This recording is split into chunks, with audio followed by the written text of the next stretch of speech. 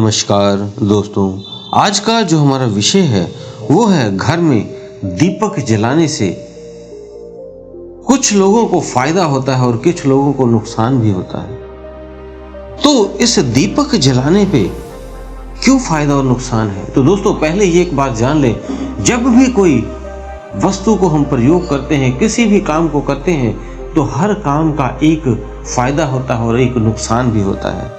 जैसे आप उदाहरण के तौर पर ले लें, मोबाइल चलाते हैं तो मोबाइल के बहुत सारे फायदे हैं, लेकिन अगर आपने उसे गलत इंफॉर्मेशन ली तो वो नुकसानदायक है, और आंखों के लिए हुई अगर ज़्यादा चला लिया तो वो नुकसानदायक है। ऐसे ही आप इंटरनेट जो यूज़ करते हैं, इसके बहुत से फायदे हैं और बहुत से नुकसान हैं।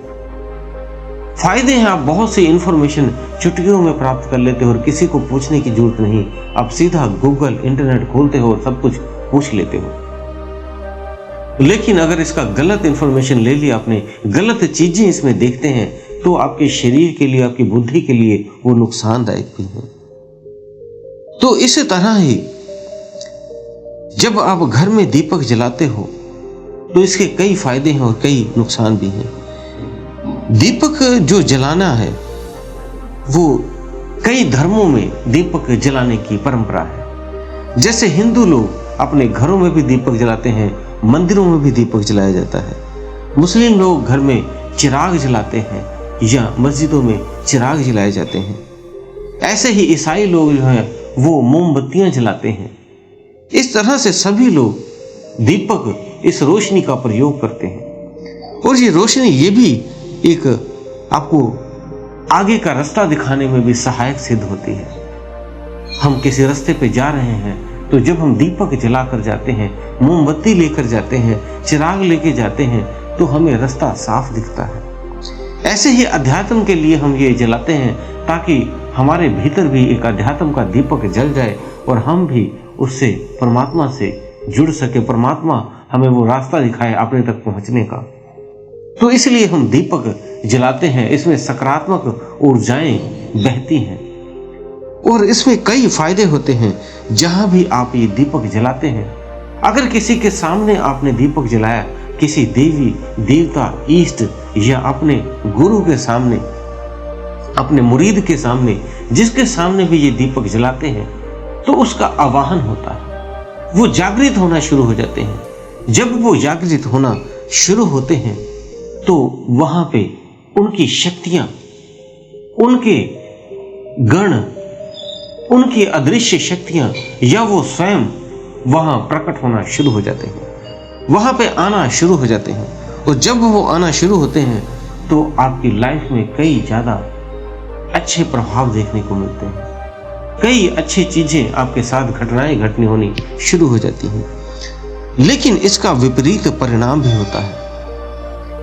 यदि आप इसका गलत प्रयोग करें, वो गलत प्रयोग क्या है?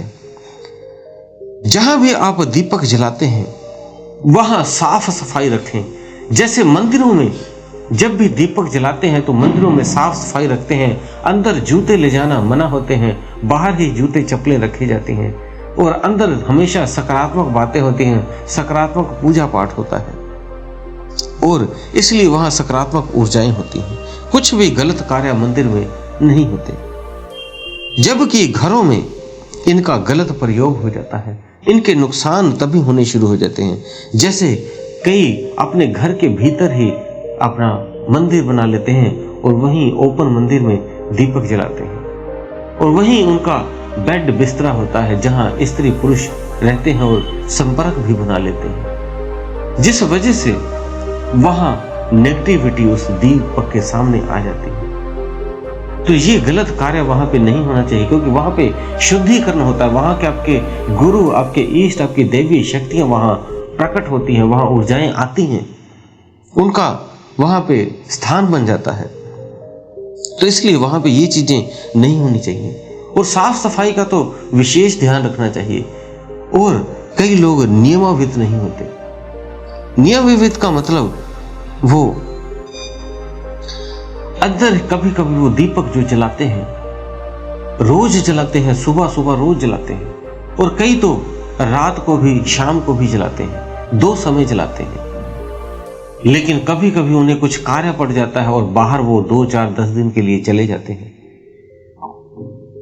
उस समय वो दीपक जलाना छोड़ देते हैं। तब वो जो आध्यात्मिक शक्तियां वहां पे आती हैं, जिनका आप आवाहन करते हो, वो रुष्ट हो जाती हैं, वो नाराज हो जाती हैं और उनका प्रकोप आपको देखने को मिलता है। फिर वो आपको हानियां पहुंचाना शुरू करते हैं, आपको उसके नुकसान पहुंचाने शुरू कर देते हैं। जैसे आपने अपने घर में कोई व्यक्ति है, मान लो बुजुर्ग है, या आप कोई पालतू जानवर घर में रख लेते हैं और आप 10 दिन के लिए चले गए, तो उनको खाना पीना कौन देगा? आप उनकी देखभाल के लिए किसी न किसी को लगा देते हैं ताकि वो उन्हें खाना रोज मिल जाए, या आपने कोई जानवर रखा है तो उसकी सेवा पानी हो जाए। लेकिन जो इस पूरी सृष्टि का रचयिता है, उसे आपने जो आवाहन करते हैं, रोज बुलाते हैं, उस शक्ति का आवाहन करते हैं और वो वहां पे उन्हें कोई दीपक नहीं जलाता, कोई पूजा पाठ नहीं करता, क्योंकि आप चले गए थे। उस वजह से वो रुष्ट होना शुरू हो जाते हैं। वो भी एक घर का एक तरह से आपके एक सीनियर ऊर्जा होती है। ये गलती कई कर देते हैं। अगर तो आपके किसी गुरु ने आपको बताया है दीपक करने को और फिर आप कभी कभी मिस कर दें, तब तो कोई बात नहीं। लेकिन अगर आपने स्वयं ये संकल्प लिया है और स्वयं ही आपने मान लिया है कि मैं रोज दीपक जलाऊंगा, तो आप उसे रोज कंटिन्यू करें। या रोज नहीं कर सकते तो पूरे वीक में, जैसे आप सोमवार को जला लें, या मंगलवार को हर मंगलवार को जलाएं, या बुधवार को हर बुधवार को जलाएं। जो आपको अच्छा दिन लगे, आप जिस भी देवी देवता का पूजा पाठ करते हैं, उस दिन उस देवी देवता की आप पूजा आराधना कर सकते हैं। जैसे कोई गुरु को करते हैं तो गुरुवार को आप, या बृहस्पतिवार को, जैसे भी जो भी आपका दिन आपके लिए बेस्ट है, वो दिन आप एक दिन आप चुन लें और उस दिन ही आप पूजा आराधना करें, हफ्ते में एक बार। तो ये आपके लिए बेस्ट रहेगा, ताकि आपको उसके नुकसान ना सहना पड़े। और ध्यान रहे, जहाँ पे भी मंदिर में आप दीपक जलाते हैं, उसके सामने, उसके नज़दीक कोई शब्द अपशब्द ना बोलें, गलत चीज़ें ना बोलें, अन्यथा वहाँ नकारात्मक ऊर्जाएं आप छोड़ते हैं और सकारात्मक ऊर्जाएं वहाँ से फिर चली जाती हैं। इसलिए ध्यान रहे, वहाँ पे इस तरह की बातें आप ना बोलें, नेगेटिविटी ना फैलाएं। नहीं तो यही फिर आपको, जब ये इस तरह से आप करते हैं, दीपक नहीं जलाना, कभी जला लिया कभी नहीं जलाया, और फिर कभी नेगेटिव बातें बार बार बोलने, तो आपको ये ऐसा लगता है आपके घर में नुकसान होने शुरू हो गए, आपके घर में कोई नकारात्मक ऊर्जा लग गई या आपको नज़र लग गई, इस तरह के आप सोचने लगते हैं। तो ये चीज़ें तभी होती हैं जब आप ये गलतियाँ करते हैं। तो उम्मीद है दोस्तों, इनको आप हमेशा ध्यान में रखोगे और इस तरह की कोई गलती आप नहीं करोगे, ताकि आपको कोई इस तरह का नुकसान ना भुगतना पड़े।